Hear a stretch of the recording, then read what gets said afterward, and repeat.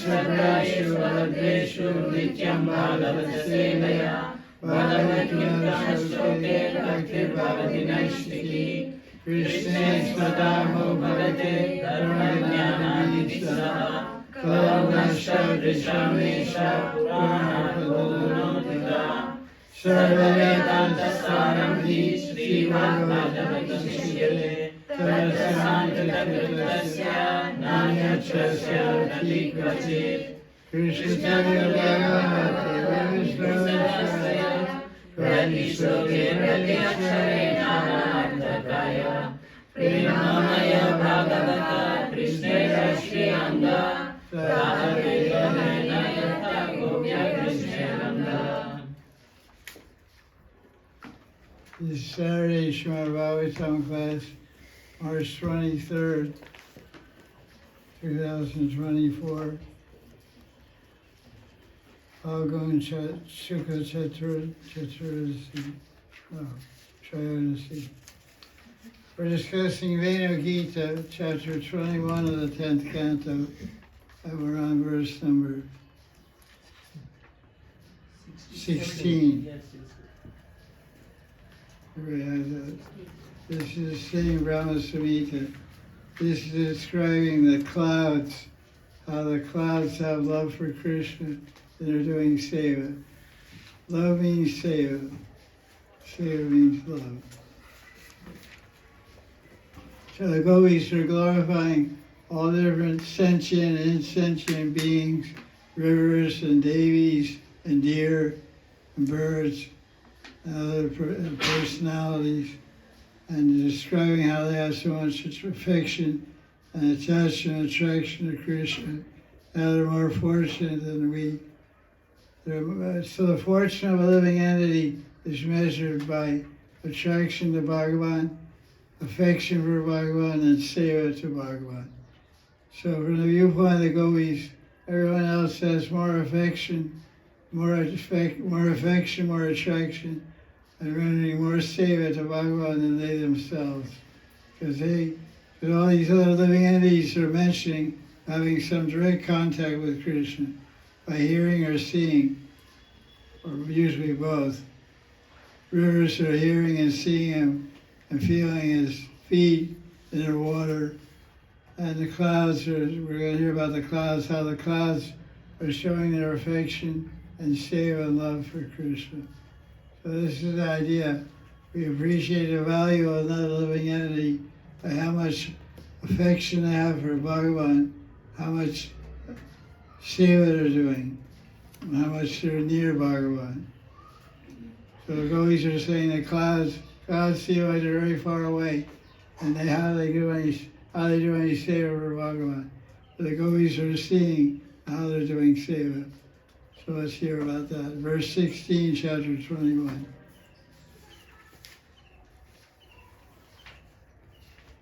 Tristwatape Brajapashun Saharama Gopai Sancharayantam Anuvenam Udirayantam Prema Pravedudita Kusumavalibi Shakura Vyadat Savapusham Uda Atapatram.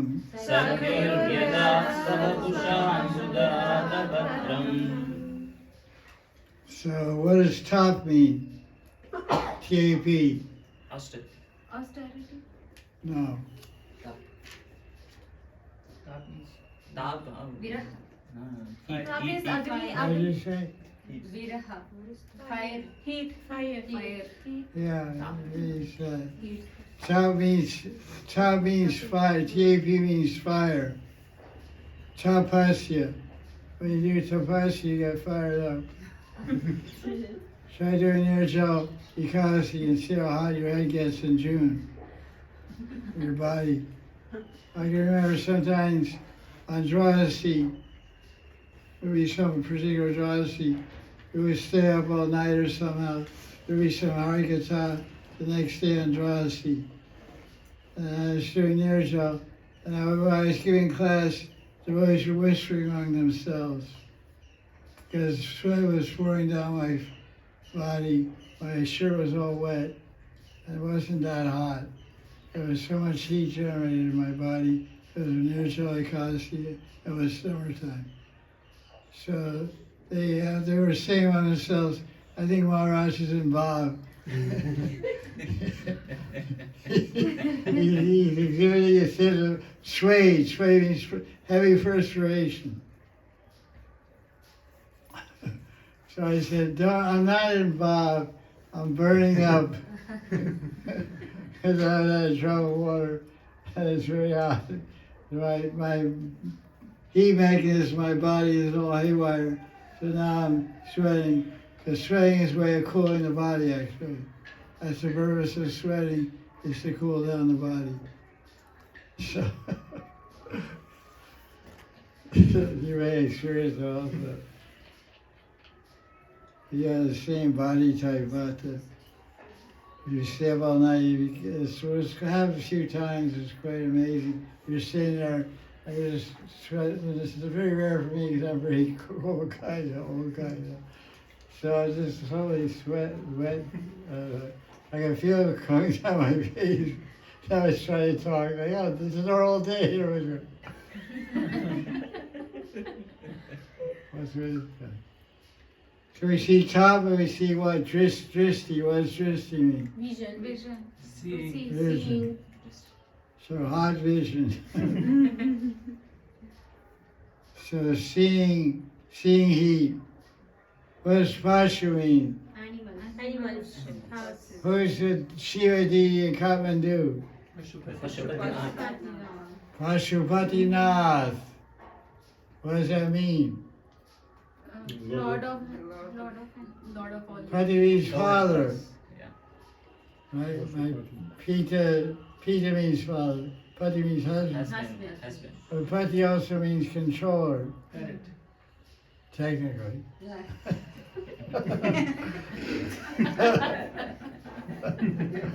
Traditionally, ancient India, Pati meant husband was the controller of the wife.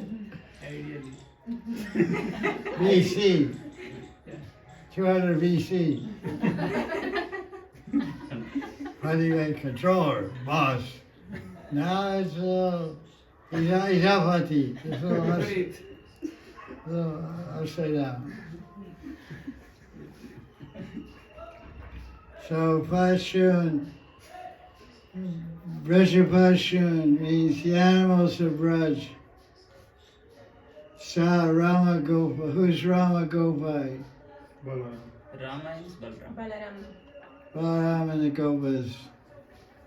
So the Gopis are talking about the Krishnas with Balaram and the animals, and they're in Braj, and they're under the hot sun. They can see them under the hot sun. The ta means heat of the sun. So the first line means Krishna with Balaram and the cows under the hot sun. That's setting the stage of the Leela of this verse. It's Gocharn Leela, it's the middle of the day, 12 o'clock, 1 o'clock when the sun is highest. Is this thing on? I don't know. It's on. I talk right into it. I can't. Sun is at the hottest point of this place in the sky, 1 o'clock. The Gopis are remembering this. They're not seeing it, but they're seeing it in their mind's eye. So they're doing what's called Leela meditation. So when you do Leela meditation, you have to see the setting, which comes under the category of Vibha Udipan. The setting, the scenery is called Vibha Udipan. And Vibha Prema Shraya and Premishaya. Prema Shraya is the seer in this case. The Gopis and the Vishaya, the object of the love is Krishna. So Krishna is not alone, he's with the cows and Balaram and the cowboys. And where is it? It's Braja. What time is it? It's 1 p.m. Why is it? Who, when, where, why? Why is it? It's their duty as Govas, as Abiras, to take out the cows. rain or shine, rain or sun, heat or cold, every day they take out the cows. So convenient or inconvenient, they do this day every day, they never stop.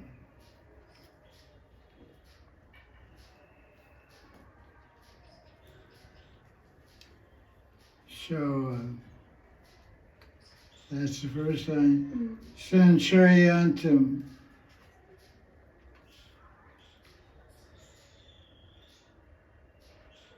What does char mean? Moving. Char means move. Brahmacharya, Parirajak Acharya. No, Acharya. yeah, that's right. Brahmacharya means one who moves in spirit. So chara, the word chara, it means movement. So sa means together. Samkirtan means together. So moving together. The cows moving together, they're moving together, they're hearing the flute. Udiriyantam, we don't know, it means loudly. Venu means again and again. So the cows are, Krishna's herding the cows and playing the flute to herd the cows. It's really good, you control the cows by playing your flute. Wish I could get a flute. I wish you were all cows. I could just play different tunes and control you, but you're not cows and I can't play the flute, so I can't control you. You run everywhere crazy. Go here and there. Prema Parita Udita Kusamala Devi. What does Kusa mean? Love. Kusa means, usually means fragrant. What does it mean? Parita. What does Udita mean? Rising. Yeah, rising. Vice versa, Udilarana, Udita, Uto, Udita, all means to get up, move up. Udita, Udila. So you see how there's something going up. And there's love there. Parita, we don't know Parita. Udita, we should know. Kusa means flowers. What does Alabi mean? Group. So Mahavali. Mahavali means rose. Deepavali. Yeah, Avali. Avali, yeah, means a group. Kusamavali, a group of flowers, are all flowers. So, the Sanskrit poet here, Sukadeva and Vyasadeva, we're not knowing what's going on here, but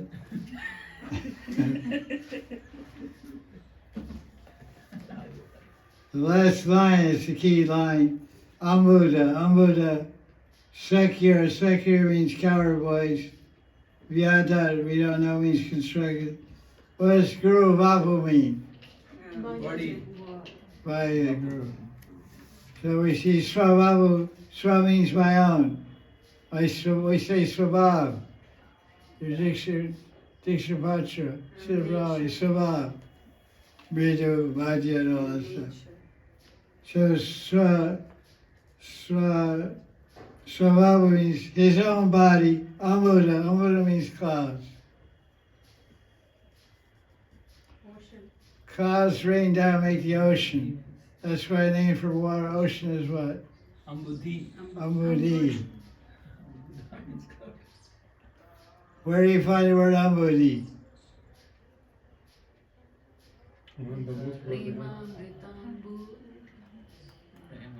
First verse of Anandam Buddhi var. And then Buddhi Varna. Shikshastakam, Cheto Dharmanamarjanam, Bhavamahadavajanam, Shreya Kara Vidavada Jira, Anandam Buddhi Vardhanam, Anandam Buddhi, Ambudhi Vardhanam. Vardhana means expand, Govardhan, expand the pleasure of the cows and gopis. Govardhan. So the ocean is expanding, the ocean of bliss by chanting Hare Krishna. So Ambuddha means clouds, his own body of clouds. He's making flower-like droplets of water. Kusum, Avali means Deepavali, means a row of flames, but this means a row of flowers. It doesn't mean flowers, it means drops of water. It's called Kavya Shastra, Bhagavatam's Kavya Shastra. So poets, it's called Kavya Shristi, the poet's world. Shristi means creation or world. So it's called Kavya Shristi, the poet's world. So the poet, he sees it's water droplets, he sees it's rain dropping flowers. You take flowers and make a bunch of flower petals and throw on somebody's head, it may feel like little droplets of water. That's they're trying. It's water from a cloud. Because the clouds make the ocean's called Ambudhi. Because it gets its water from Ambuddha, these clouds. The clouds rain, the water comes from the ocean, goes to the clouds, and comes back to the ocean. Ambudhi, Ambuddha. Who's the mother of the cloud? Ocean. Who's the father? Sun. Sun. Okay. I can't argue that. A chaparam, probably don't know that word either. I didn't know it. Atapatra means, what is leaf in Sanskrit? What's the verse from Gita that describes it?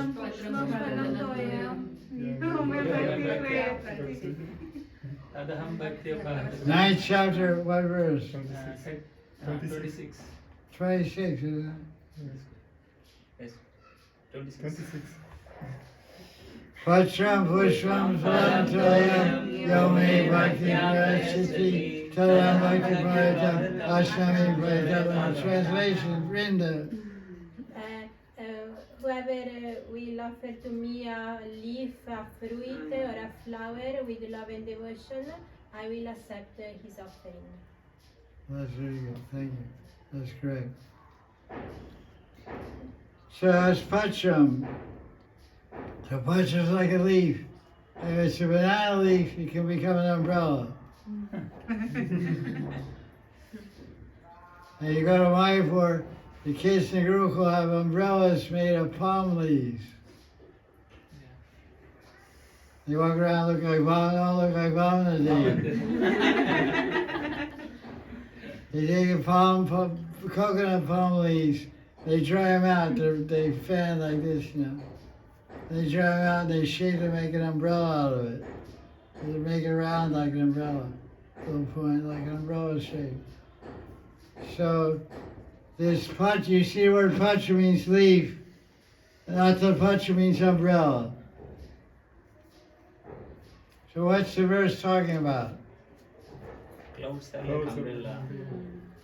Hot sun. Yeah, hot sun. The clouds in the sky are acting as an umbrella. Why and for whom? Krishna, Sakhas, Krishna, Balaram, Pashus. Krishna, Balaram, cows, Cows, yeah, cows. and coward boys. Why umbrella?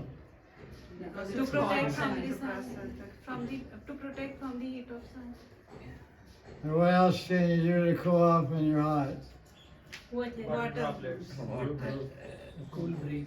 You go to Robert Montell, you go to Mugby Yard, they have water dropper machines. Go to fancy summer weddings. People stand in front of the machine.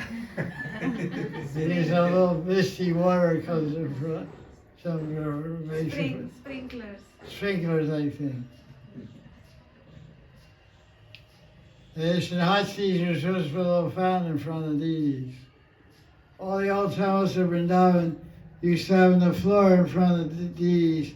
They had a sprinkler that would come up in the summer and would shoot water up and come back down on the marble floor. And we're just going to go everywhere if you were to stand there and take darshan. But then they got ultra modern and they just stopped working. The system didn't work. So now they don't do it anymore, mostly. You saw all the temples I saw 1977 when I first came. They have a little like bathroom drain in the floor. You can see it right in the little thing came up from the floor about this high. It's like a shower head. It was just making water from the. So now a lot of people buy these baby bathtubs, inflatable bathtub, for the junior. And you buy a little fountain too, and you put it in front. Govika used to do this. Put it in front of Radha Krishna with a baby bathtub about 1 meter wide. Put the fountain in and They used to go to Gopal Mandir also. That's nice. I used to just put my deity in the water. He goes underwater, scuba tank and everything. I give him a mask and a scuba tank.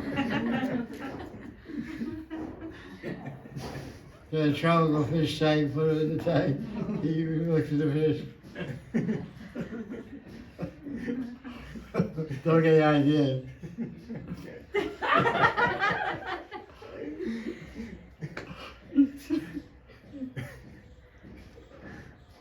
That's nice. So I have a note here that this Chari Bhav, so Lord Chaitanya came to broadcast the 4 rasas, because in Braj there's no Shanta ras. There's nothing in an impersonal relationship to Krishna, because Krishna is a supreme person, so everything in relationship to Krishna is personal. That's why we say underlying everything is consciousness, and consciousness is personal, because every aspect of reality is part of the supreme consciousness. So clouds ordinarily would be in the category of Shantaras, but here they're in the category of Dasya or Sakyaras. Like you're walking in the sunshine. Like when we go in Yatra, some people like to bring an umbrella. Some nefarious Sevites. You're nefarious. Nefarious Sevites like to bring an umbrella. So we should bring an umbrella, it's too hot. I said, no, it's not too hot. No, we should. That's so sweet. I told you that principle already before. Yes.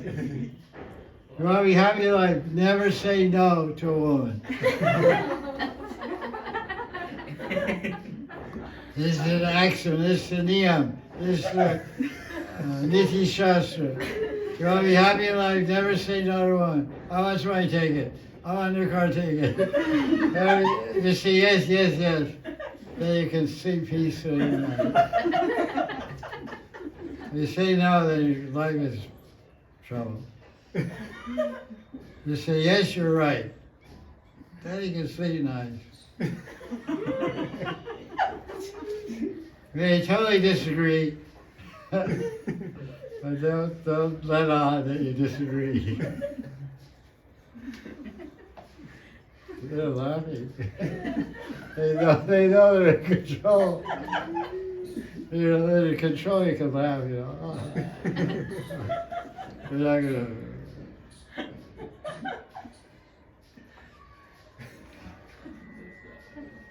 So the clouds are in Sekirati. Like you're walking, it's hot day, you have one umbrella, hold the umbrella, say, get out of my umbrella. It's your friend, it's Sekiras, it's friendly Bob. We can go with my umbrella. I've done it many times. Share my umbrella with 2, 3, maybe you get under them. Some people have big tails. Their tail sticks out, gets a little wet. The head gets dry. Some horses have long tails. They keep their heads dry, that's amazing. Let's see what other translation we have here. All right, Gita Press Law. 16. One nice devotee made a comment on the Facebook after one of these live broadcasts. It's a lady from England, very nice lady, very sincere and old devotee. She made a comment. She says, "Maharaj, I really like your reading from all those different shastras here and there." So, for that lady out there, Vaishnavi, this is from Gita Press Edition, translation of verse 16. This is very interesting how these commentators come up with their ideas. I mean, translators. There's no name of a translator other than Gita. He's working for Gita Press. Witnessing with the eyes of lightning. So what are the eyes of the clouds? Lightning. I learned something new today. The eyes of the clouds are lightning.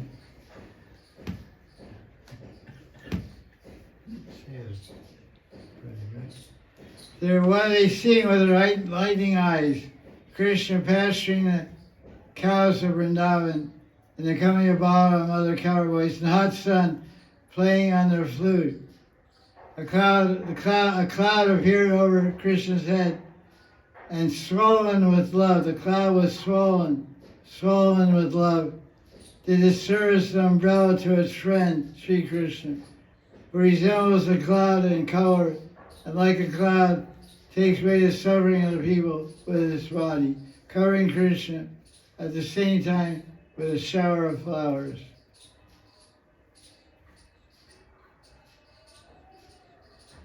So here, this translator is saying he showered flowers on Krishna. There's a footnote here. Although flowers were actually showered by the Devatas riding in their vimans, the gopis in ecstasy of love, imagine the flowers were showered by the clouds. So this, Shastra, this interesting idea, because this translator is saying that the clouds showered flowers, but the clouds can't shower flowers, they can only shower water droplets. So the BBT translation says they showered water droplets, because that's what clouds have. The flowers don't appear out of clouds. The demigods pick up the flowers and load them in their airplanes.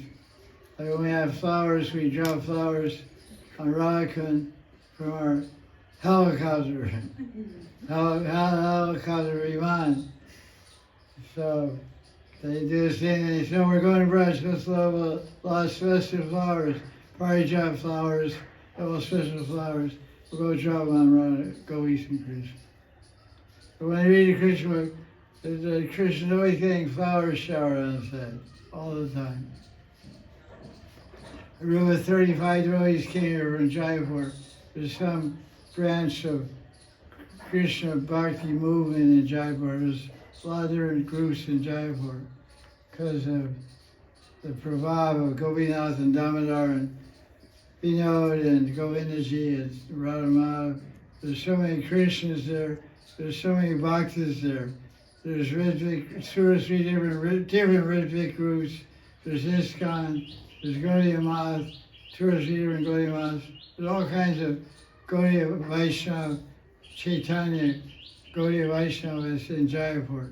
So one group with one guru from that group came here, 35 students. And they were showering flowers. They were busy all the time throwing flowers on. I wasn't blue in color, but That was their idea of what to do. It was better they showered money, but they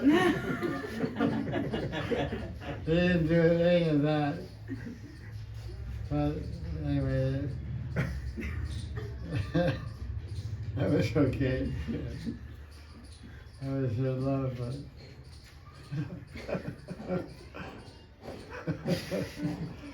yeah, can't buy much for flowers.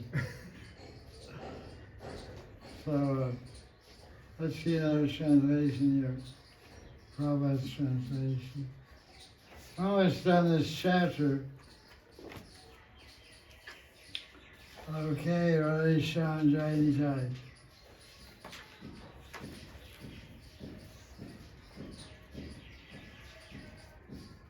The scorching heat of the autumn sunshine was sometimes intolerable.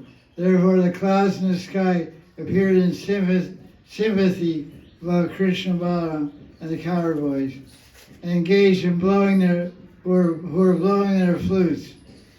The clouds served as a soothing umbrella over their heads, just to make friendship with Krishna. That's nice.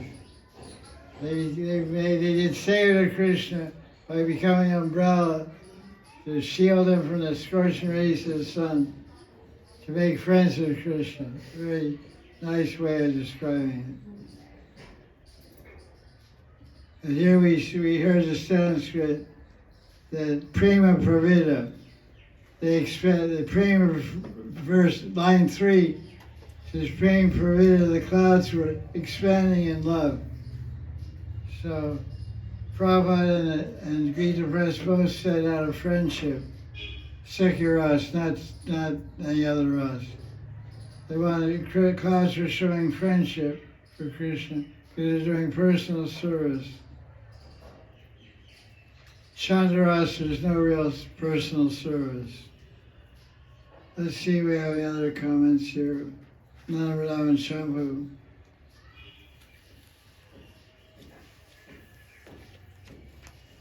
How many clouds in this season? This is hot season coming up.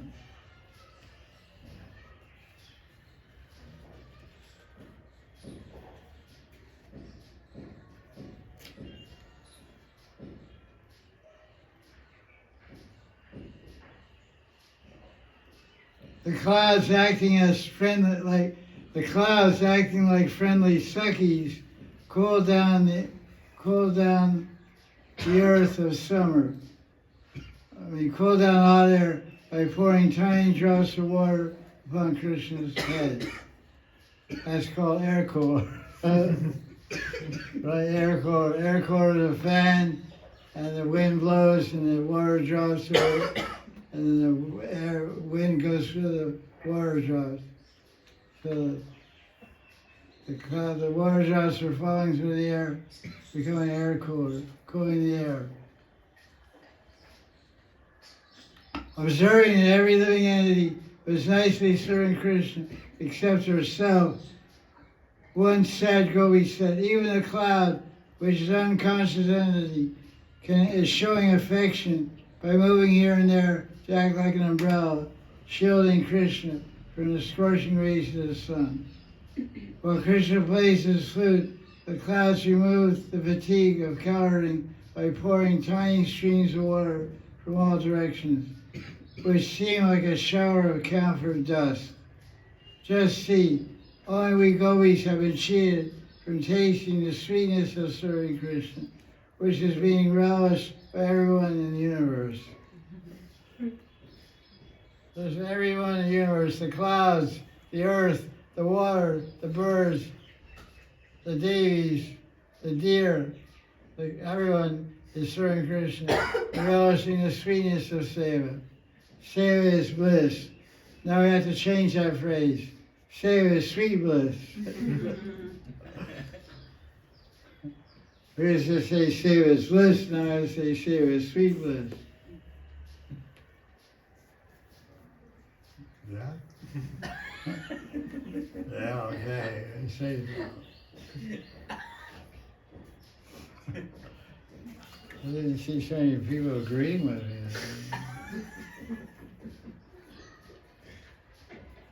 Come on, guys.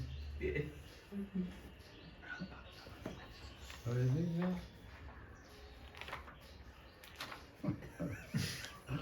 Oh, we have to do this.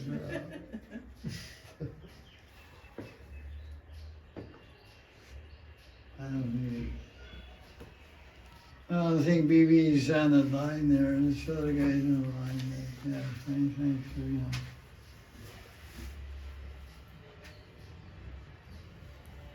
GC, Gopal Canto.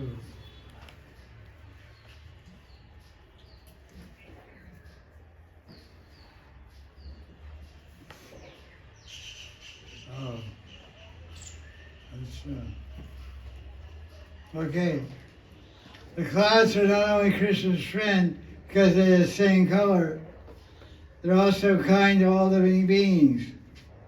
Krishna nourished the cloud by playing a mala or rag on his flute. The mala or rag makes clouds. You play that raga, clouds will appear in the sky. What are the two favorite ragas of Radharani?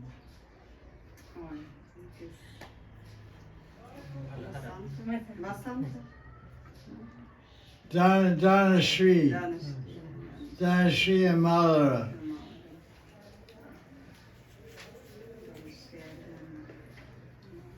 So the cloud released Krishna of the heat by placing its shadow over Krishna. The clouds are inanimate, are floating above everyone. Because they have prema within them, they serve Krishna by their water and shade. We are unfortunate, the Gopi said. We surrender to the cloud and accept. Oh, there's Krishna rather. We surrender to Krishna, accept Krishna as the protector of our lives, and give him all respect. Without service to Krishna, our lives are useless. Amen. Remember that, kids. Without service, your life is useless.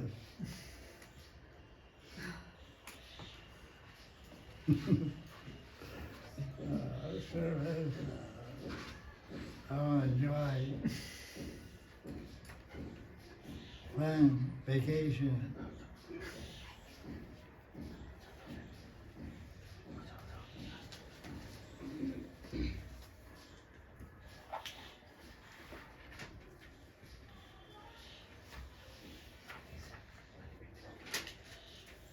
I understand the reference here.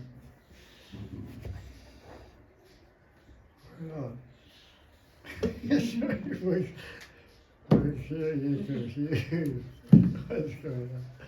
Okay. Now. So I was figuring out, need some batteries again. I need a copy of this. I know how long the recorder went out.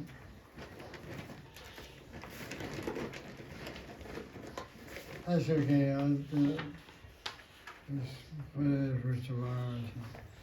That's around. We know how long it's off.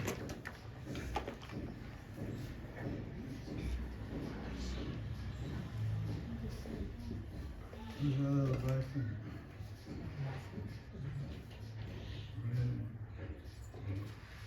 Okay, Sri Swami commentary on verse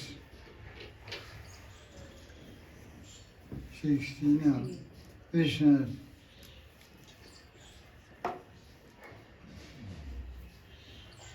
I think it's probably more better elaborated here.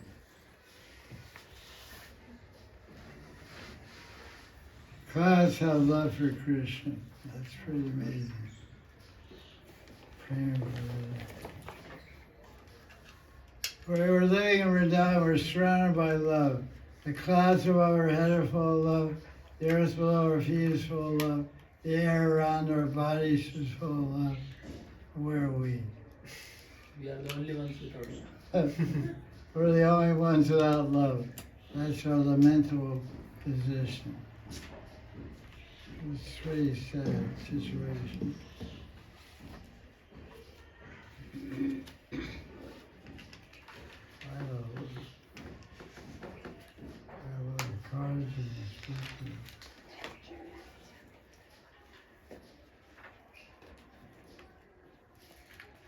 Okay. Vishnu Chakravarti's commentary on verse 16, chapter 21. The gopis are lamenting. Alas, alas, even those who are in mode of succubhav have perfected their lives by serving him.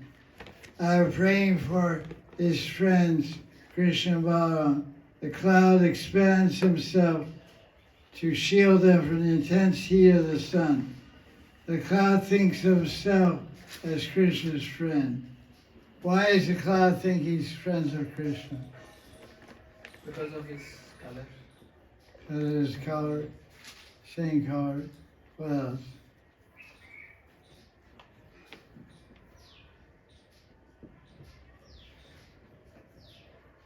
Because he played, produced. This raga produced. What's he saying? She's saying flute, he played Malhar Rag. He produced. Yeah, that's right. That's true. Krishna plays the flute, and what does the cloud do? Expand. They expand. Thunder. Thunder. Oh. Sounds, the rumbling of the cloud sounds like the deep notes of the flute. What else? They provide shade, and droplets of water to refresh Krishna. The cloud gives shade. What does Krishna do? To refresh Krishna, because it's very hot summer. No. I'm saying why is Krishna and the cloud similar? You're just saying what the cloud does. The one reason he's similar because he's blue and the cloud's blue. The other thing is he makes rumbling sounds and Krishna makes rumbling flute sounds. So stay on the point. Pay attention. Krishna wears a lightning yellow dhoti. Yeah. His dhoti is yellow lightning, shining like lightning. And Krishna's cloud pours down nectar-giving rains. And Krishna plays the flute, which fills the gopis' ears with nectar. Vein Amrit, not Amrit. He's just passing through. I'll let him go. He's doing his own thing. He's doing what he does, he flies. He bites, it's also good. Who will sing for us today?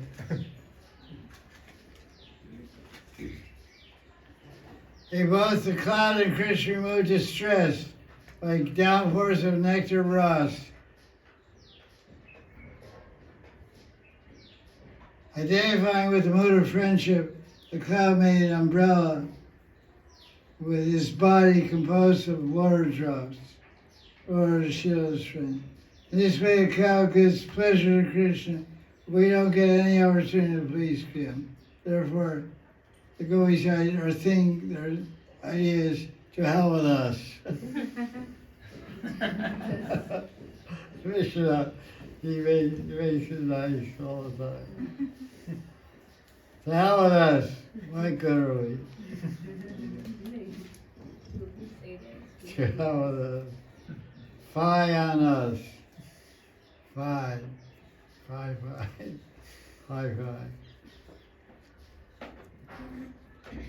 Okay.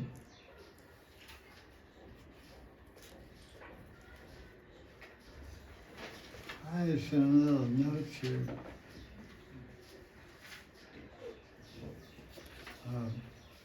16.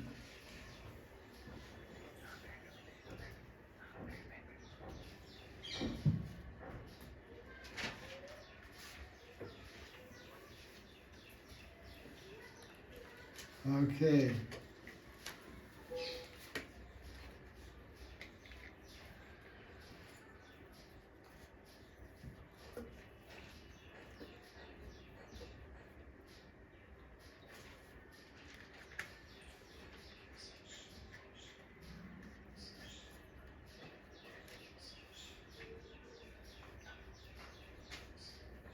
Okay.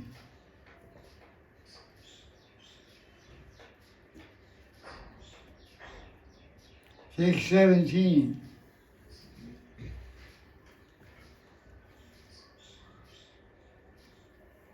Right? Yes. Purna Pulindya Rugaya Padaptaraga.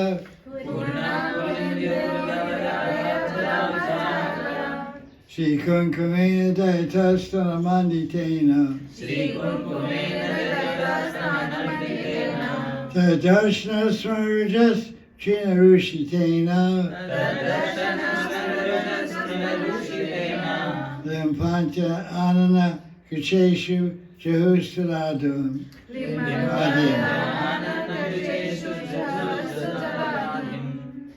Okay. What does Purna mean?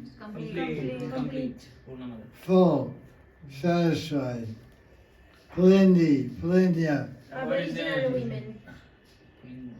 means Italians. The Aboriginal people. Bones in their ears.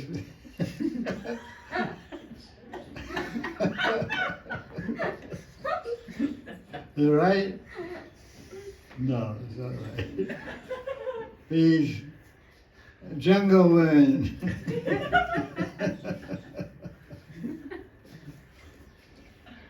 Guru Gaya means Krishna. Pada means what? Feet. Aja means flower, lotus. Lotus seed. Raga means what? Attachment. Attachment. Raga means attachment, raga means passion, raga means red. There's passion, what happens when your face gets, when you get passion, your face gets red. When your blood starts flowing, and your heart starts beating, your face gets red. And you're in trouble.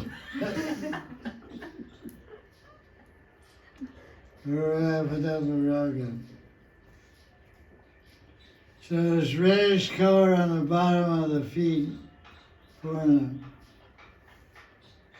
So Plinda, this means the wise of the Shabara tribe.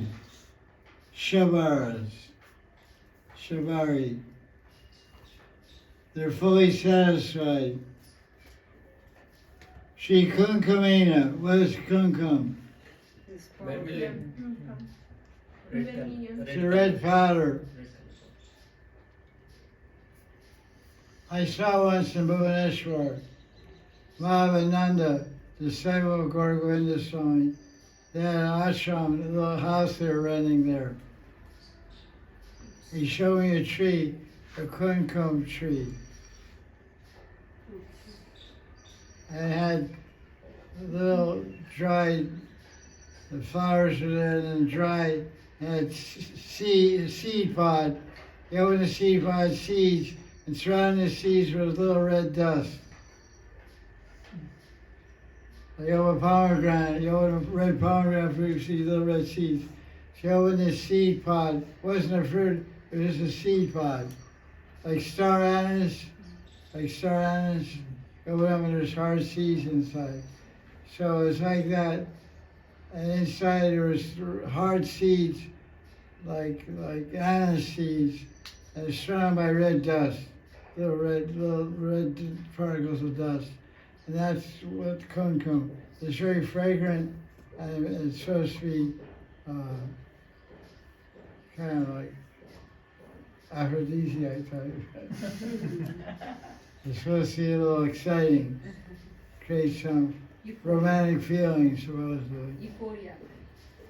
Euphoria feeling. Euphoria, that's at the time of the climax.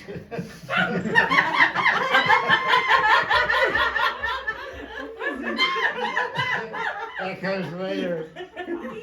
Aphrodisiac. Aphrodisiac means it's stimulant. Aphrodisiac is the herb, a tonic, a nectar, a wine, a fragrance, musk. Musk is considered aphrodisiac. Kasturi. Jasmine.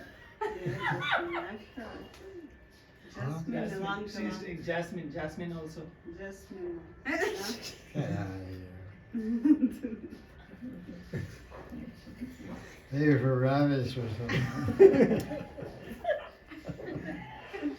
No, She's saying Jasmine Gurudev, I just told you. Yeah, he said. that's kind of perfume use or something? No, it's written in description of oils, essential oil. The jasmine and ylang-ylang also this aphrodisiac. So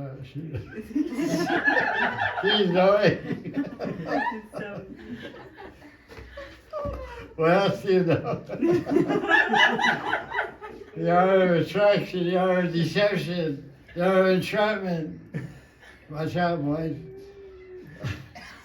Anyway, I don't know about that, but Kasturi is very, very costly thing, pure Kasturi. And the only people that usually buy it are from Saudi Arabia and all those Arab countries, all those sheiks that have millions of dollars. They buy the, there's another thing that's aphrodisiac, it's called aguru. AG aguru oil. It costs like 1 lakh for 10 ml, for 2 lakhs. For 10 ml, a little bottle of oil, fragrant oil, you get 5 lakhs or something like that. Very costly. Radharani cooks using that every day. Well, that's the type of what's type we call a guru, but it's different. That's actually cedar wood, CEDAR. But some Sanskrit they call it aguru. That's a different thing. Okay. Because somebody once, one rich guy was from Delhi. He says, "There's something I can buy for your democracy." I said, "You want to spend some money?"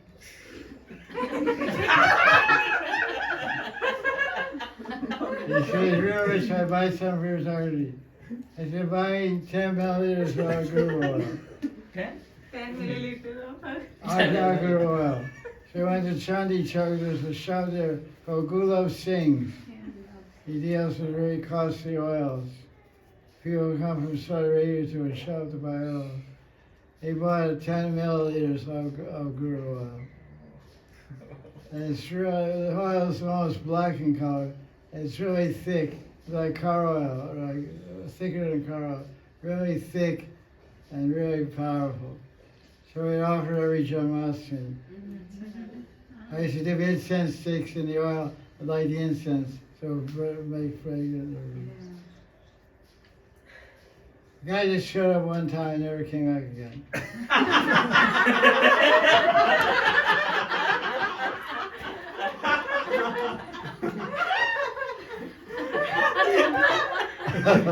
I don't know what's so funny, but you heard my lectures in Delhi, he was impressed, and he came one time to Ramakan to visit me. He said, "Can I get you anything? I'd like to get you something nice, I have money." I knew he had money. I said, "Okay, do this." So he did it once, I never saw him again. I guess he thought I had excessive taste.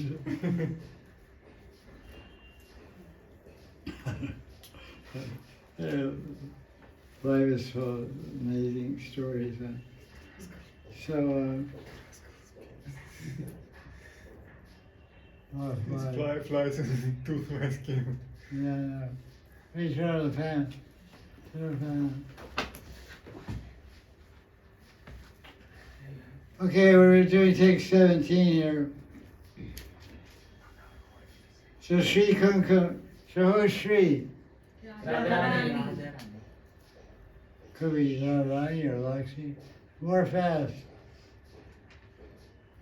Could be Lakshmi, could be Lakshmi, could be Rukmini. Why are you saying Radharani? Because it is in Vrindavan. Context. Okay, good, thank you. Context is Braj Leela. So Srimad can be, everything should be in context. Relate one verse related to Vrindavan. Gopis are talking. The Gopis are talking about different personalities. So now they're talking about the crudest person. They compare the crudest type of woman with the most cultured woman. They're comparing a jungle woman, Sabar, with a queen, with a princess, Vrindavaneshwari. Very interesting juxtaposition. It's called juxtaposition. So in line 1 you have jungle women, in line 2 you have a queen. Daya to us, daya to me. Lover. Means beloved. Means it's very tender. A lover does mean lover like just some Saturday night. A lover we pick off the street. Means a very intimate, very intimate affection, serious companion, female companion. It's called Dayata, or a male companion is also called Dayata. Short A, long A. Son of Manditena. Stana means breast in Sanskrit. Decorating. Manditena means decorated. That verse is there in Gita Govinda. Gita Govinda. Famous verse. Smaragala Kandanam Mama Sirasi Mandanam. Smaragala Kandanam Mama Mama Sirasi Mandanam. Shirshi Mandanam. Dehi Padapallam. Di Padapalam. So, Mama Shirshi Mandanam. Radharani, please decorate Manditena, please decorate, ornament my head with your feet. Krishna's praying Gita Govinda. So, this kumkum, Sri Kunkumena, it came from it was decorating the breast of Radharani, the beloved of Krishna. That's what line 2 says. The Kunkumena of Sri, where did it come from? Who is she? Who is Sri? Who is this Sri? She's the deity of Krishna. And where does the kumkum come from? It's put on the top curve, where you say, curve of the breast. It's put up the top. Shows out of the shoulder. It stimulates the lover, and it's considered aphrodisiac. So that they're seeing, they must be on the ground, because the Pallita women are wandering the forest, and the Gopis remember, what are the Gopis doing in these verses? Lila Smaran. Doing Lila Smaran. Where's Krishna? In the forest. In the forest. So they're thinking, they're talking about everything that's going on in the forest. Guru Moses are in the forest, lakes are in the forest, Devis are flying overhead in the forest, the clouds are there, whirlpools are in the river, birds are in the trees in the forest. They're talking about the trees and the birds in the trees, and the cows are walking the cows, and the calves are maybe there, some of the cows, some of the calves. So they're describing them. Now they're describing the ground. Who else in the forest? Oh, deer. They talk about deer, they talk about the cows, talk about the trees and the sages and birds. But there's all the Aboriginal women, the highest women in the universe, the Swarga Devis, and the jungle women. Everyone's attracted to Krishna. So these ladies are moving in the forest. What are they seeing in the forest? They're seeing the ground. What's on the ground? Kumkum. Where it came from? Came from the breast of Radharani. How it got on the ground? From the feet of From Krishna. the feet of Krishna. feet of Krishna. I don't know. What? How the Kumkum Rani's breast got on the ground of Brajaparas? Because the kumkum go on the feet of Krishna. It fell at the feet of Krishna. How did Kumkum get on the feet of Krishna? Gopi Gita. Yeah. In Gopi Gita they pray that they want to place the lotus feet. The gopis hold the feet of Krishna on their breast to cool the fire of lusty desire. So how do we have lusty desire? Not me. You don't know you guys, right? Yeah. Lusty, I never heard of that. I'm a little greedy, but I'm not lusty. I'm not angry. I'm not envious. I'm a little greedy. A little greedy. That's all you know. That is a little greedy. No lust, no anger, no envy. So, the gopis are teaching that we meditate on Krishna's feet, we can get free from lust. We have some contact with Krishna's feet with the 19 marks on Krishna's feet, 11 marks on his right foot, 8 marks on his left foot. So we can get free from lust. So this is the beautiful verse. That's line 2. Tadarshan Smarujas Trishna Rushitena. What is Trina, not Trishna. Trina, what does Trina mean? Grass. Grass. On the ground. Where is the famous verse has that word?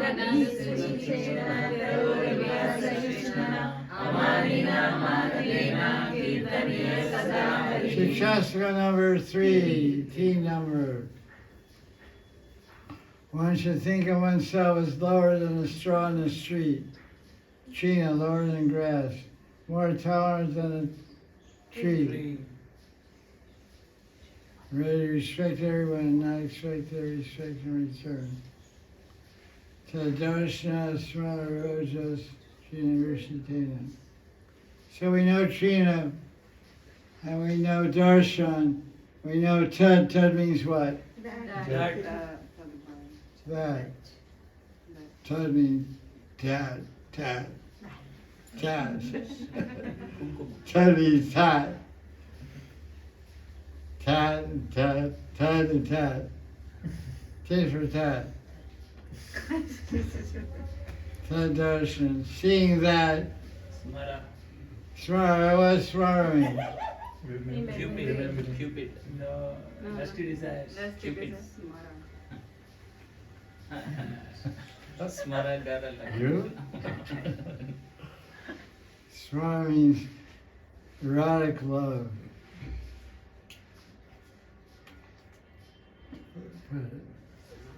Smara means erotic love.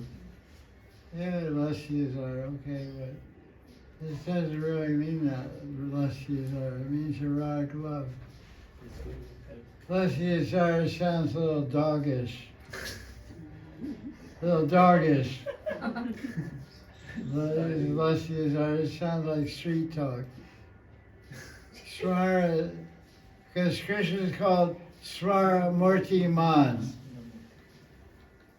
Ma means one who possesses. He possesses, he's a form, personified form, erotic love. The erotic love, you can say there's lust there, but it's not, I don't like to connect the word lust. Calm is described as lust, but Smara is always described as erotic love. Smara Murti Man. Krishna is called Smara Murti Man. He's a form of Smara. He's erotic love. Expressing love for a beloved in an erotic way. Lust is not just you grab some woman and enjoy like an animal. That's lust. This is not exactly like that. I think what should be understood. There's some difference. Not every word, because it's different. It's Vyanjana Vritti. the implied meaning. Because the Sanskrit is very specific, that's where it's common as smara, as prem.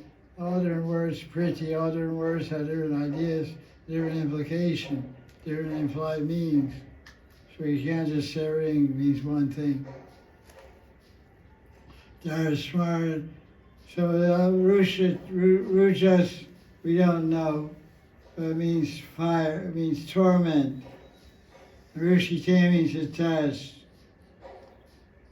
So the subject, who is the subject of this verse? Who means a person. Who is the subject? Pulinda woman. Flinda women. This verse about the Flinda women, everyone agree? Yes. What was the last verse about? Clouds. Clouds. So the subject of this verse is the Flinda women. The new subject introduced. The running subject of the storyline is Gopis and Krishna. Gopis and Krishna. And cows and Balaram, they're co-actors or whatever. But this verse is featuring the Pulinda women and their relationship with Krishna, and their service to Krishna, and their attachment to Krishna. So keep that in mind. Always keep in mind the subject of the verse. Who's being, like I say, who, what, when, where, why, how. Who's being described here? What's being described? Where, when, why. So let's look at this. So there's erotic love and seeing and grass. So they saw the kumkum on the grass, and seeing that kumkum on the grass, it aroused their erotic feelings. That's what happened to the Pulinda. It's like you see something connected to your beloved, it can arouse erotic feelings. That's why Indian culture is particularly centered around developing traditional Indian culture is centered around developing particular qualities. One is humility, one was chastity, and one was shanti, peace. So when Indian women hang their clothes on the line in public, all their personal innerwear is put underneath a sari, or underneath a bathing towel, underneath a gamcha. No one can see their innerwear. That's good. Because, it's a very crowded place, India, and clothes are hanging out in the sunshine to dry. So anyone on the rooftop or street or this or that can see all the clothes. So the postman or the next door neighbor sees the underwear of that lady next door hanging on the line. That doesn't create chastity in the mind. It doesn't create humility. It becomes a stimulant for wrong thinking, wrong desiring. So this culture in India is quite amazing. I remember one lady, we were staying in a guest house, renting a room in a guest house from Madan. And there were men and women both living in that guest house. I was living on the ground floor next to the office and temple room. But there were some ladies on that floor. There were men and married people. There were about 15 rooms in that small ashram. And some Western ladies, and there was the Indian family who were in charge, husband and wife were in charge of that ashram. Western ladies would hang their clothes on the line on the rooftop, everything. And I would go up there and sit in the sunshine, and the guy came up and went to hang his clothes, and then he went and he talked to his wife, talked to the lady. He said, "This isn't our culture in India. You guys, when in Rome, do as the Romans, So they thought it was very weird. They talked to me because they were my students. This is 1995. And they said, "This is strange, we don't do this in the West." I said, "This is not the West, this is India and it's Vrindavan. Just cooperate. Don't make waves." Because the Western people are rebellious, they don't like to follow too much control. But they follow God's shape. So these ladies got disturbed when they saw kumkum because they thought this is from Rani, and what they do with it? That's the fourth line. Limpantya anana kucheshu rajahus taladim. What does anana mean? Face. We describe a verse sometimes, we told sometimes a verse by Rukmini, when she came out of the Chandra Bhaga Durga temple. The princess saw her face. What was the word they used to describe her face? Ruchiranana. Good memory. Ruchirana. Ruchi means tasty. She had a tasty face, which means sweet face, Yes. like Globzuin. Rascola. Or you're a Videshi, Rascola. Rascola, Videshi, Globzuin, you're Indian.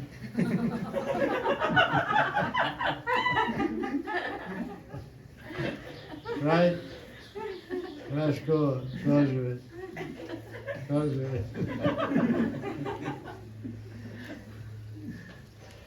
So the ornament says, the Belinda women, kuchesh, what kucha means what? Breast. Well, that's a very common Sanskrit word, means breast. Whoever works with the Sanskrit meter, you use stana, but rucheshu works better. There's there's shu and ru, hu and ru and shu.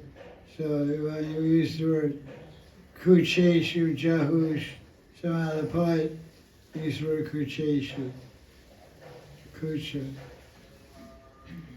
So basically what's described here, limpantya means to rub or massage or smear. They smeared the kumkum on their faces and breasts to cool the fire of smara, erotic desire. So what's the scene? Describe the scene to me. What scene what are the gopis describing, Frederica? The Pulinda women who live in the forest see the kumkum, the reddish kumkum on the floor, in the grass, because of Krishna footprints are smeared with this kumkum, and so they take this kumkum, become like excited, and take this kumkum and put on their face. No, you're missing some key points in this scene. When the women are seeing Krishna, the gopis, keep in mind the context and content of this chapter.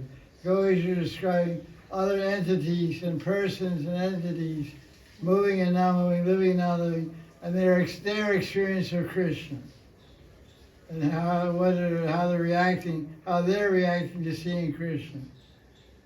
And they're lamenting that they're not seeing Krishna, and they're not rubbing that kumkum on their face or breast. So you missed a key point. What point did you miss?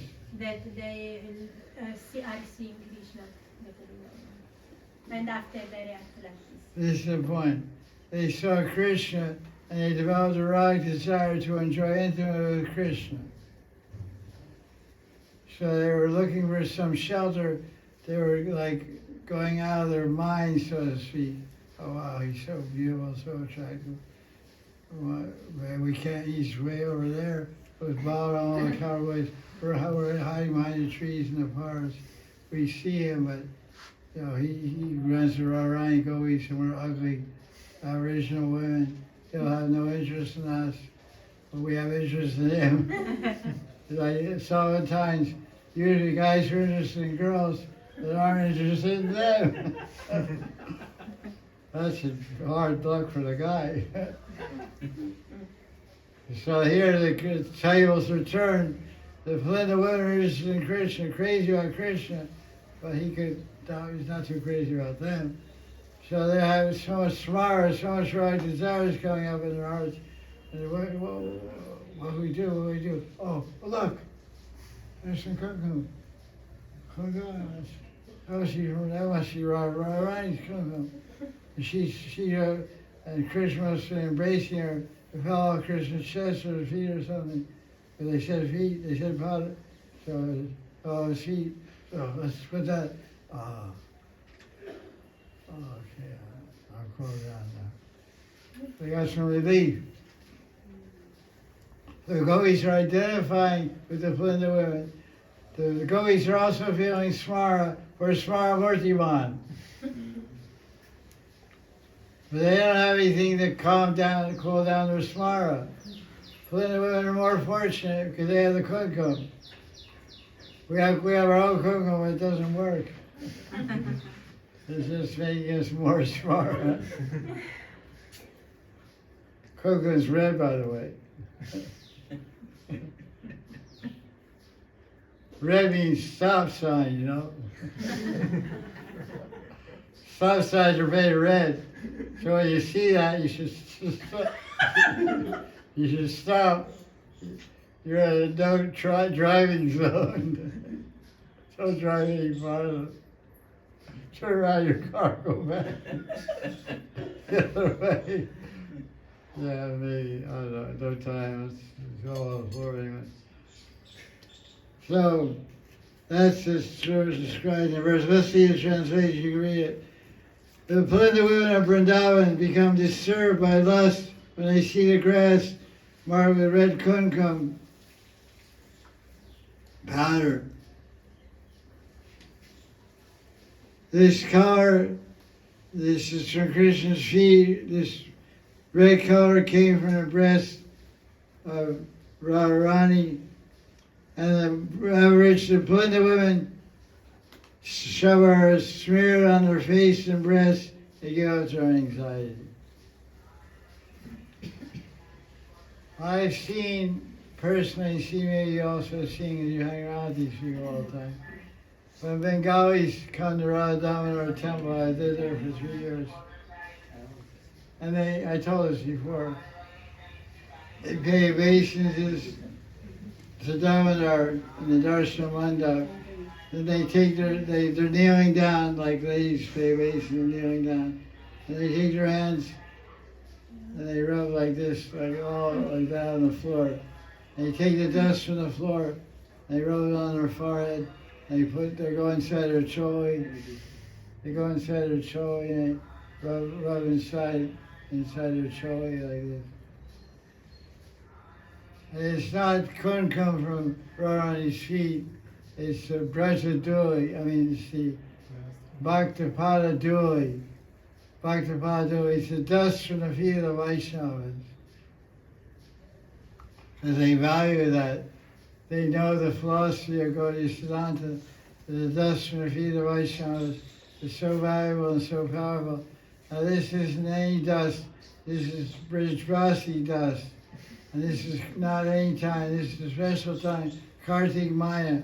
Not any place in Vrindavan. It's Damodar month, and Damodar Mandir, and Damodar temple. And so this whole Vrishvasi, Babajis, and Sannyasis, and Goswamis, and Vaishnavis, and Sadhvis, and Sadhus. So this high-powered micro bhakti dust, micro dust, microparticles. It's charged with devotion. So they do that.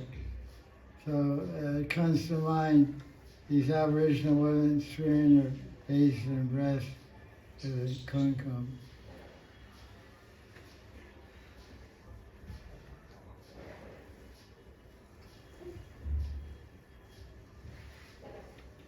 Quite a beautiful verse, man. Let's see.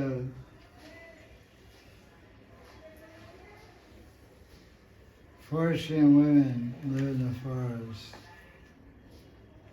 That's Prabhupada's translation. It's verse 17.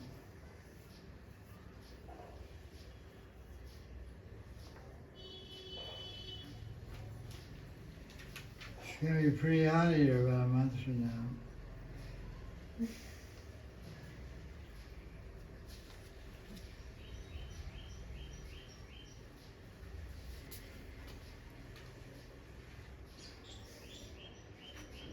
Yeah, because downstairs.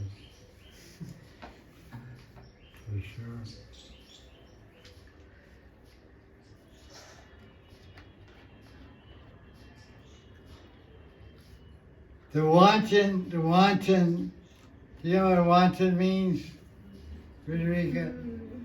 No. Look up dictionary. W-A-N-T-O-N.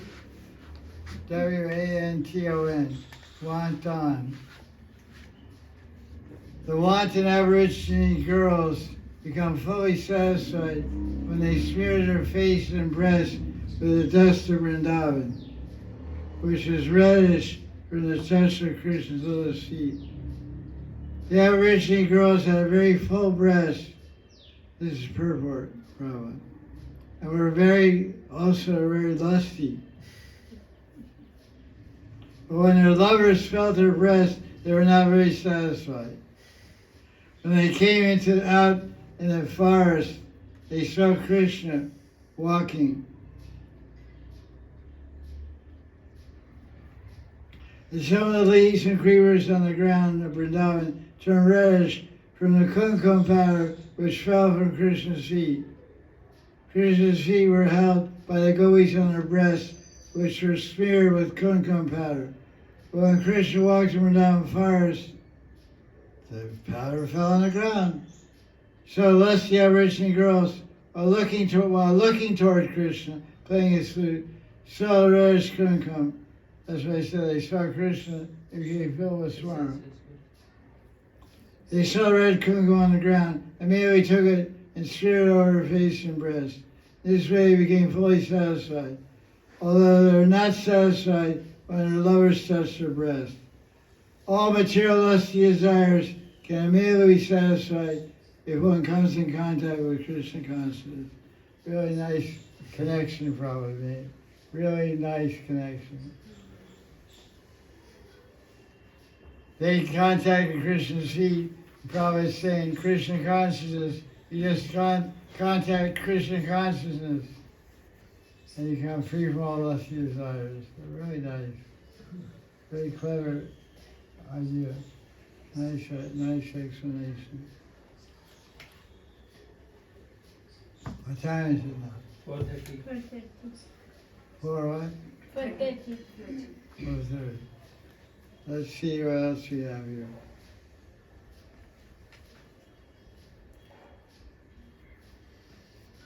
They quoted the same purport in the BBT from the Krishna book.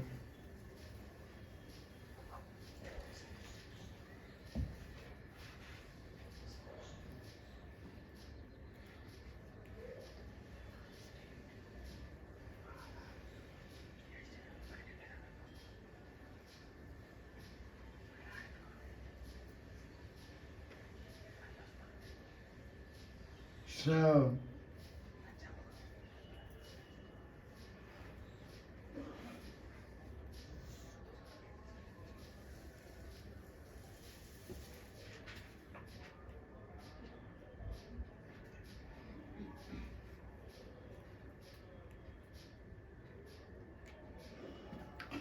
because there's a nice point I read in some commentaries in this verse 17. That generally when you read the Rasa Leela chapters, chapter 29 through 33, it says that Krishna, it's called the Sharadiya Maharaj dance. That's the first time Krishna met intimately with the gopis. But I'm trying to say this verse proves that Krishna met intimately before. Because, this kumkum on his breast is falling on Krishna's feet. That means he's already been in the Kunja Radharani, holding, and so into a position, holding his feet on Radharani's breast. So 8 chapters later, Rasa dance is the first time they met, because Krishna, the whole chapter is described that Krishna saw this is a good night for Rasa dance. Because when Krishna sold the clothes to the gopis, he promised in the future nights, I'll meet you and dance the Rasa dance. That was in chapter 22. Gopi Vastaharana. But the early joy of the gopis is chapter 21. That's an interesting point. I wrote it in my notes long ago, I'm just reading it now. Because if Krishna didn't enjoy, first, this shows verse 17 that Krishna intimately enjoyed Raja Gopis. Otherwise, how he got kumkum of Radharani's breast on his feet. The Gopal Chambu, Jiva Goswami describes the first time Krishna touched Radharani Purvarag was love awakening before meaning, personally enjoying, was Vasant Purnima, spring Purnima, before Maharaj dance in autumn.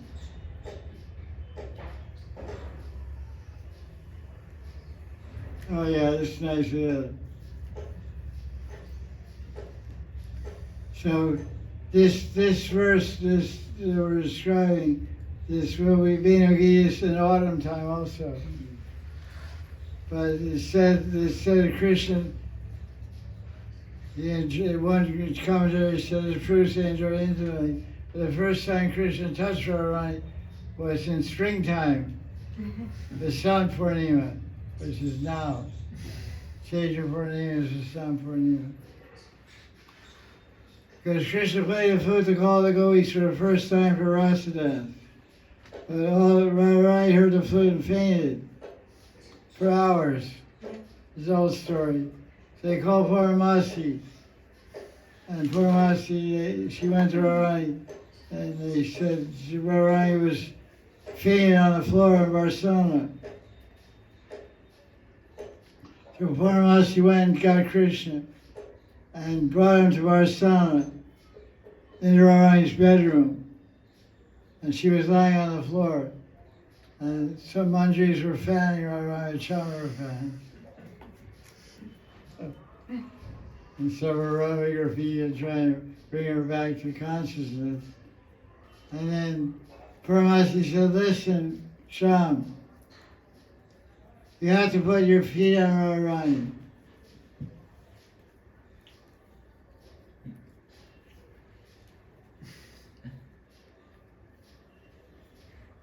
Purnamasi told Krishna must place his foot on Radharani's breast to revive her swoon. Krishna was hesitant, and he stayed outside, and he said,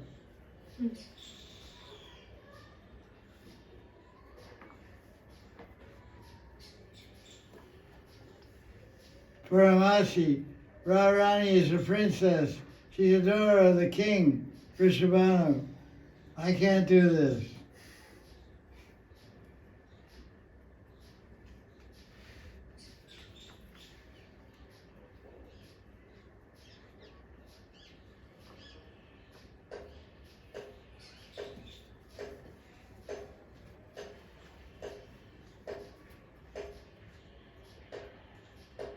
Besides, I don't even know Radharani. And Madhavanga says, Madhavanga's with Krishna. He said, hey, Saka, don't pretend innocently you don't know who Radharani is. They never heard of her before. Because as soon as you see her or even hear her name, you start trembling. Your hair stands on end.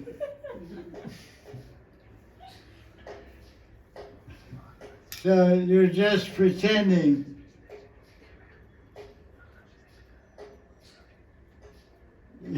You're just pretending to be ignorant of the identity of Radharani. And Purnamasi says, right, Madhavango, Govinda, you're caught. Govinda says, no, I can't do that. I can't do this. I can't do this.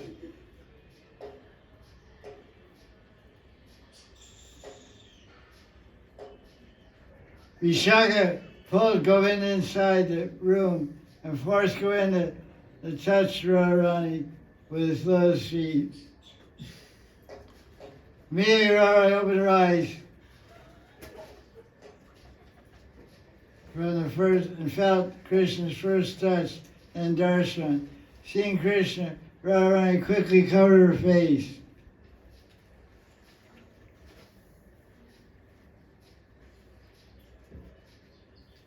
So Radharani fainted and she perspired a lot. So the kumkum on her breast liquefied and stuck on Krishna's feet. Okay, he put his feet on her breast because the kumkum's dry, so it would just fall off by being liquefied. So it stuck on his feet. So Krishna immediately walked away. He was embarrassed. The kumkum later got transferred to the grass. So the blind woman saw it and took it on their breast.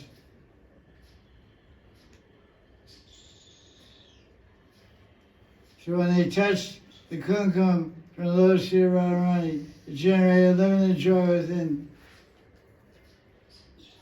This establishes Radharani's position as the best and topmost gopi, is verse 17. This describes how the kumkum from Radha's breast got on Krishna's feet.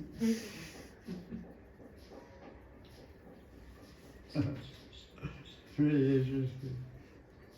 That's what Nana there. Let's see what Vishnu Chaturvedi says.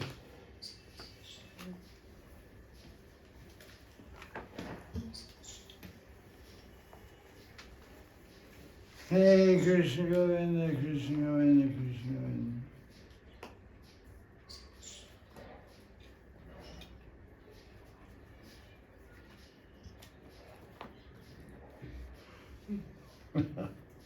Jai stuff.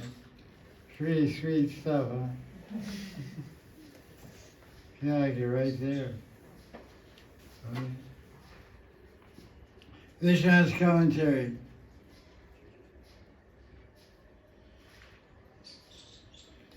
Leaving aside the attraction of Krishna's flute, verse 17 describes the lotus feet of Vrishabhanandi Radharani, which have the power of even the slightest contact to induce complete attraction for Krishna. If you have any connection with Radharani's feet, what does that mean? Going to what does it mean, attraction to Krishna's Radharani's feet? Attachment. What does it mean, the slightest contact?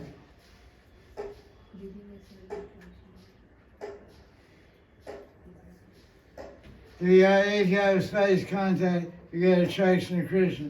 So I'm asking the question, what does it mean to have slightest contact with Radharani's feet?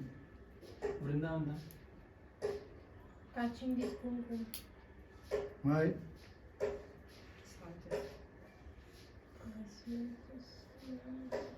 Attachment to Vrindavan. Radhakund. Snan. Even through meditation. Feet are what? Part of what? Body. Form. Nam, Rup, Gun, Lila. So when you chant the Maha Mantra, yeah, the feet of Radharani. The slightest contact with the feet of Radharani is available where? While chanting Maharaj. Maha Mantra.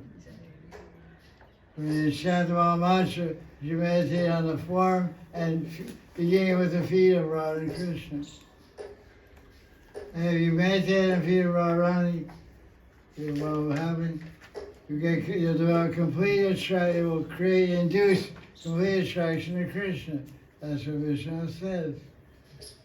So just take it another way around, make you think. We have to learn how to think and apply our understanding.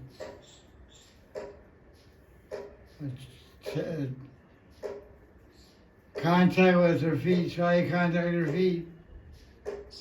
You say, I rub the feet of my Murti.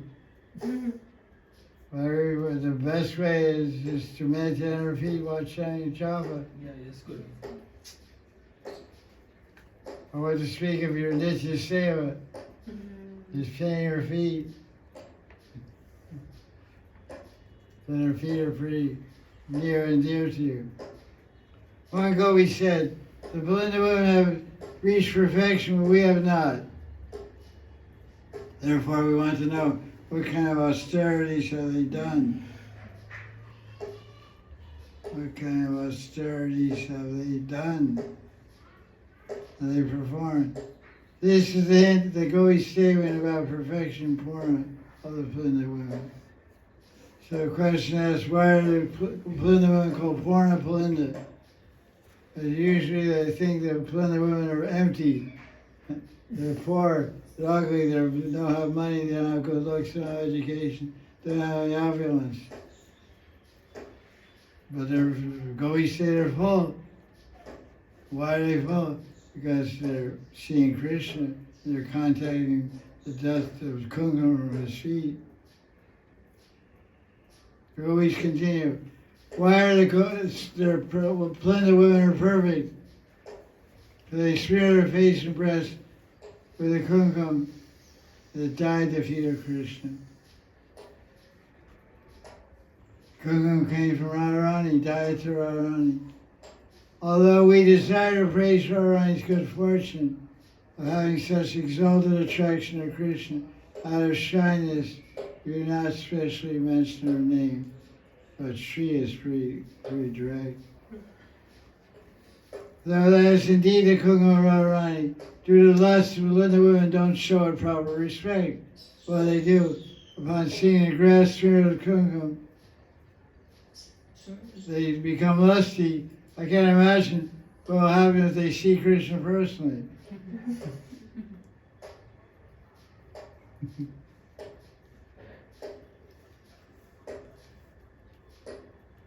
Upon seeing Krishna from a distance, Plinda women develop a great desire to smell the fragrance of his body. So they smear the Kumkum from the grass on their faces. Then with a desire to relish the enjoyment of Krishna engagement, they smear it on their breasts, thinking they are being embraced by Krishna. By this action, the pain, adim, which is in line 4, the word adim, of their lust was pacified.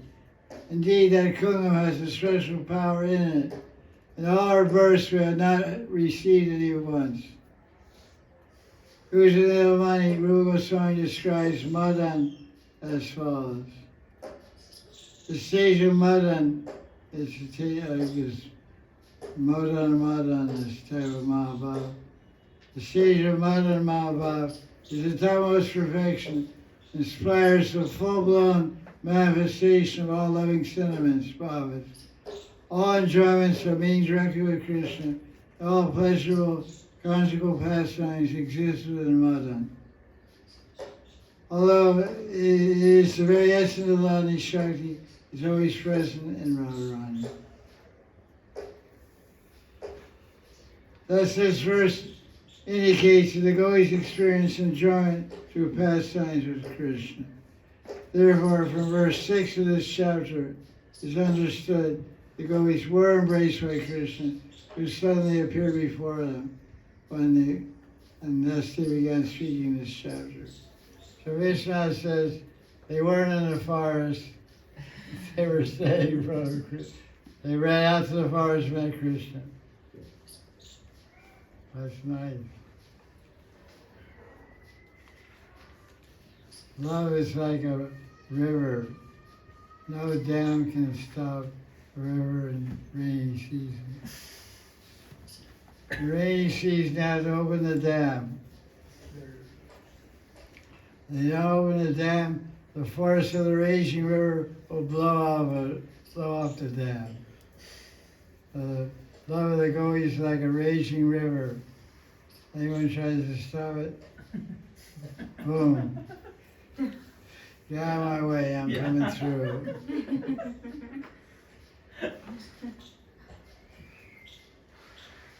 Okay, what time is it now? 4:47. Thank you. Let's do another verse. Let's see. That is 4:47. That is verse 17.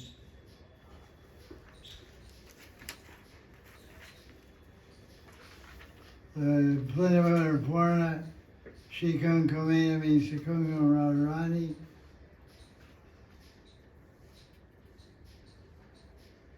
And Vishnu explains why.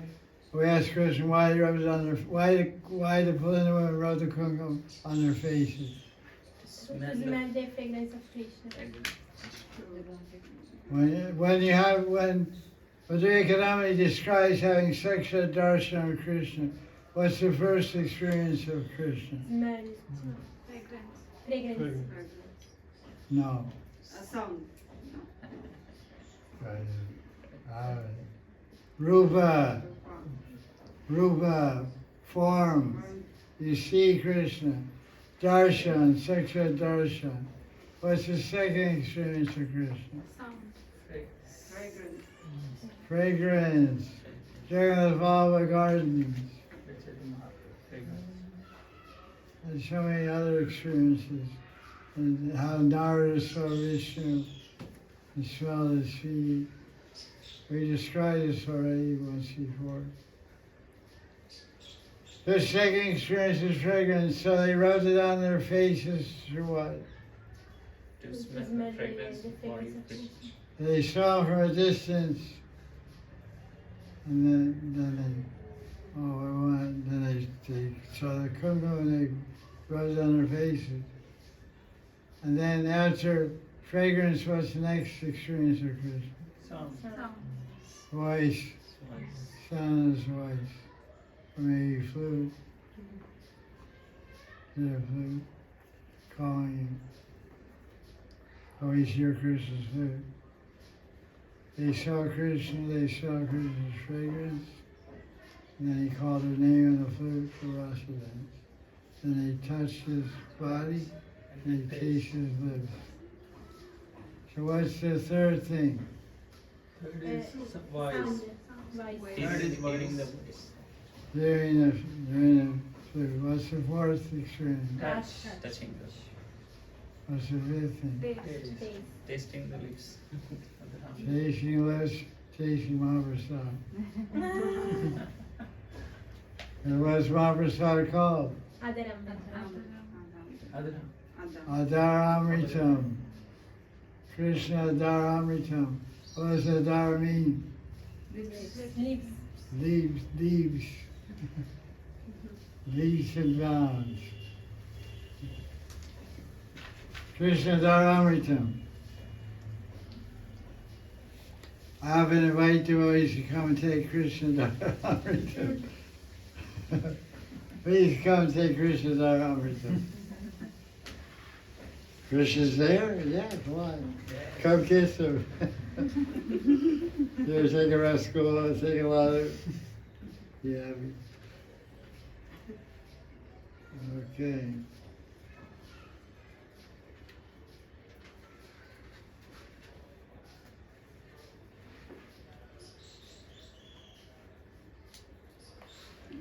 So Vishnu described Radharani's Madan Mahabhav.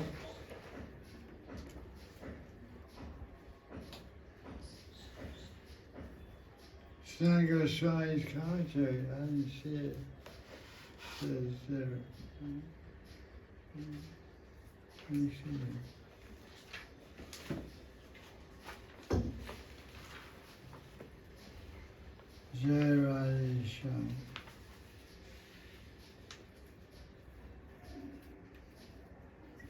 Oh, Sri Swami's commentary. Sri Swami's commentary, verse 17, chapter 21, Venu Gita. The Palindis are women of the Shabara tribe. They rub the kokum on their face and breast and get purna fulfillment, feeling successful. In other words, they attain complete relief and happiness. But to hell with ourselves, because we do not find such a means to eradicate our distress. So they're saying, we're also in distress of samara. We don't have any remedy. These lucky, ugly women, lucky tribal, jungle women, are finding a solution.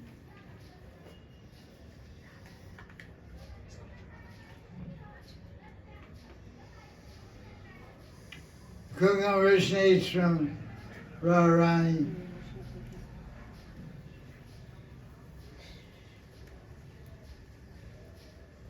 Well, this is not commentary. I read that. I don't see any signs of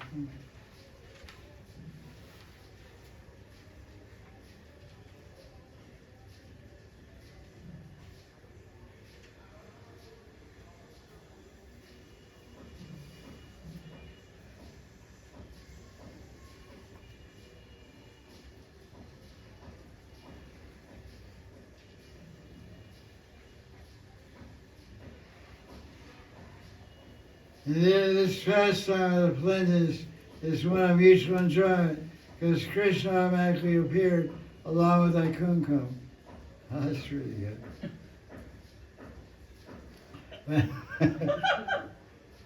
Krishna says, when they rub the kumkum, because Namrukum Leela, you can't separate Krishna from his form. So Krishna's name is Krishna. Krishna's kumkum is also Krishna. So the kumkum from a seat, which is from the breast of Radharani, but it was last on Krishna's feet. When the Plinders rubbed it on their face and breast, they brought Krishna there personally. They enjoyed mutual enjoyment with him. Here's Sanatana Goswami's commentary. How the kumkum got on the grass. Kumkum on the breast of the gopis resembles the redness. The kumkum of the gopis resembles the redness of Krishna's feet.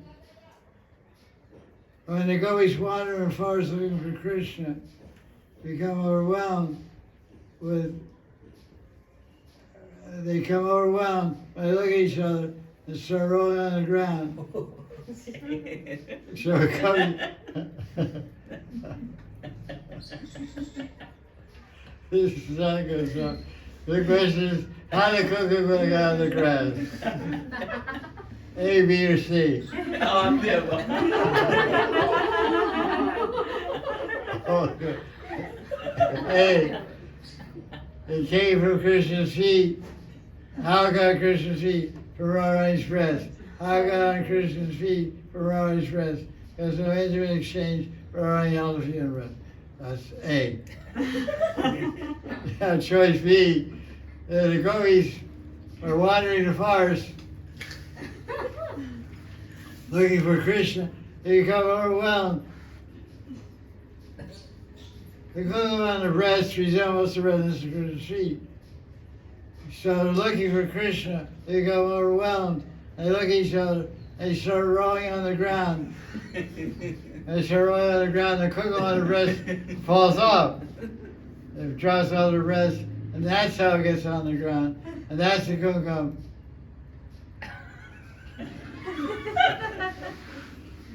So anything's possible. Yeah. So this is an interesting edition of Sanatana Goswami Pod. What time is it now? I think we'll wait for the next one. 4:56. Yeah, 4:56.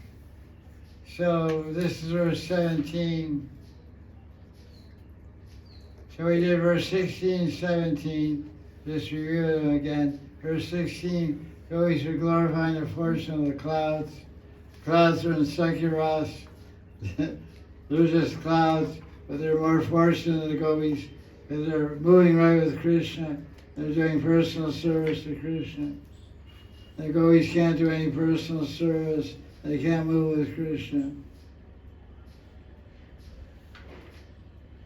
Now we discussed about the Aboriginal women who are uncivilized, living in the jungle, and they're seeing Krishna and they're able to associate intimately with Krishna.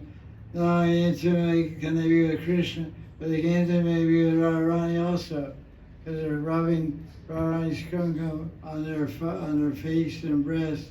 So they're getting the mercy of Radharani, and they're getting the mercy of Krishna, and they're getting all that mercy. That mercy is involved with smara, with erotic love. So by getting contact with Radha and Krishna together, will bring one into the atmosphere of smara. Smara, the plane of smara, which means the plane of erotic love. So within the women, because actually you can't have erotic love without a man and a woman.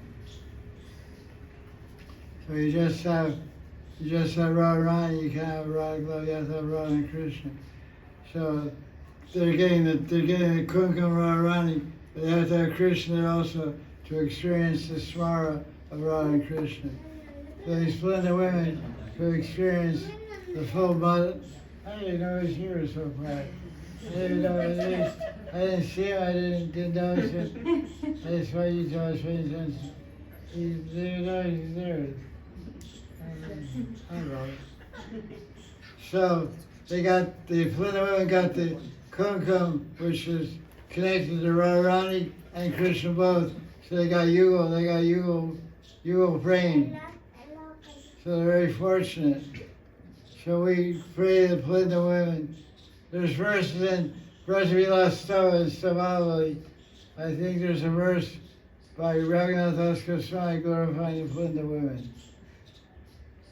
Here the gopis of Vrindavan are glorifying the Aboriginal women. So we should never think that someone's not worthy of glorification. Everyone's worthy of glorification. Everyone in Vrindavan is special. There's a story of Jagannath Das Babaji was doing some bhajan in Vrindavan. One time he begged a roti from a bangi. He begged a roti from a bangi. Bangi means a street sweeper. He doesn't just sweep the streets, but he cleans the gutters. The gutter is all stool, animal stool, buffalo, cow stool, dog stool, human stool. It's called the gullies or gutters. And so the bungis, they bend over and they sweep those. So Jagannath Das Babaji begged a roti from Vangi. He ate the roti. And then the Vaishnava Samaj, they said this is not good behavior. So then they were disturbed. So that night they went to meet Jagannath Das Babaji. And they said, everyone's disturbed by what you did. Yeah, you took a roti from a Vangi. Vangi is considered very low class. And our tradition of the 6 Goswamis, we have a Madhukari tradition. You're a Vairagi Sadhu. You're a Babaji, you're a Vairagi Sadhu. You're a Siddha Jagannath Das. You're a famous Siddha saint. And what kind of behavior is this? Because the standard of Madhukari standard is only take rotis from Brahmin's hands. You don't take rotis from anybody else but a Brahmin. So how could you do this? How could you do this? So he said, what is the most worshipful thing for all Gaudiya Vaishnavas? He said, Brajaraj. He said, Yamuna, Giraj, and Brajaraj. These 3 things give prem. A drop of Yamuna, a darshan of Giraj, or a particle of dust. Vrindavan me kankam boy, Shri Radha Radha.